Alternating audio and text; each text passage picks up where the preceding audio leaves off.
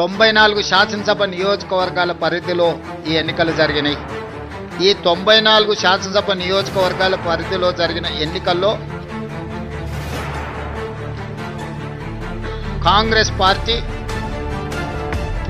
87 శాసనసభ నియోజకవర్గాలలో మెజారిటీ సాధిస్తే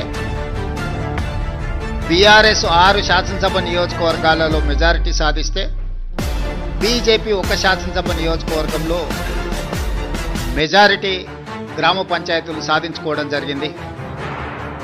బీఆర్ఎస్ దుబ్బాక, హుజూరాబాద్, జన్గాం, సిద్దిపేట, సిరిసిల్ల, సిర్పూర్, కాగజ్ నగర్లో మెజారిటీ సాధిస్తే ముదోల్లో బీజేపీ అధిక గ్రామ పంచాయతీలను సాధించడం జరిగింది.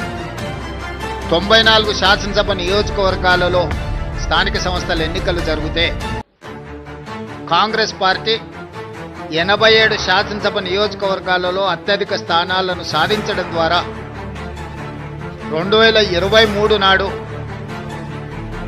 మేము సిపిఐ కలిసి సాధించిన 65-66 శాసనసభ నియోజకవర్గాలతో పోలిస్తే ఇప్పుడు ఇంకొక 21 శాసనసభ నియోజకవర్గాలు అధికంగా గెలవడం జరిగింది.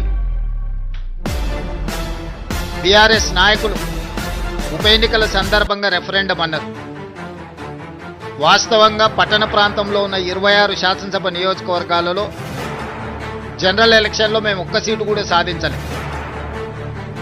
కానీ జరిగిన 2 ఉప ఎన్నికలు హైదరాబాద్ మహానగర పరిధిలో జరగడంతో ఆ 2 నియోజకవర్గాలలో కూడా ఈ 26 మహానగర పరిధిలో ఉన్న శాసనసభ నియోజకవర్గాలలో ఉప ఎన్నికలు జరిగిన 2 శాసనసభ నియోజకవర్గాలలో ప్రజలు తీర్పిచ్చారు.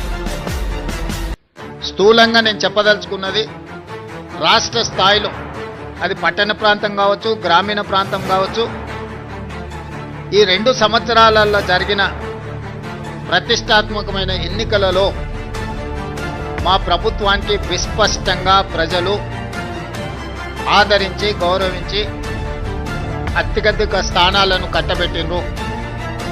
దీనికి ప్రధానమైన కారణం